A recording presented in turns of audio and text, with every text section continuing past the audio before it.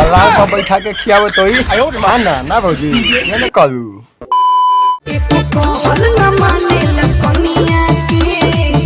तो का हाल बा भाइयों, ठीक बा। तो आज हम भोजपुरी में पहली बार बात करे वाला तानिया झा के बारे में, sorry I mean Tania Jha के बारे में। वीडियो में शुरू से लास्ट तक बनल रहिएगा। चैनल में पहली बार आए बार तो सब्सक्राइब कर दो और देखो तनी आगे।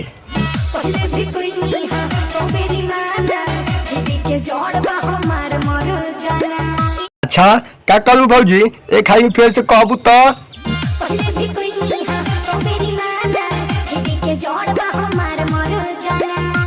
अच्छा तो पहले भी कहू हमाना जिद्दी के जल बारे तो हम मर्दाना तो दलाल पर बैठा के खियावे तो ही माना ना भौजी ये न करू।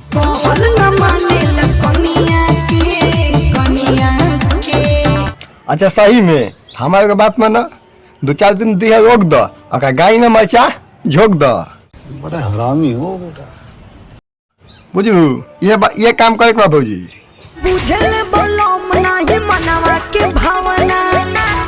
हाँ भौजी हम तो भावना के समझी इनका कर शादी करके रही बा पटक के करबे करी ठीक बा। भाई वीडियो खाली मनोरंजन का देवा केहू के अपना दिल पे ना देवे के बा ठीक बा। मैं तने अपना नयका वीडियो में तब तक जय भोजपुरी समाज पहला वेस्ट वीडियो वाला यही से तक गलती उती भेल तो माफ करिए लोग। मैं तने नया वीडियो में भोग जय भोजपुरी।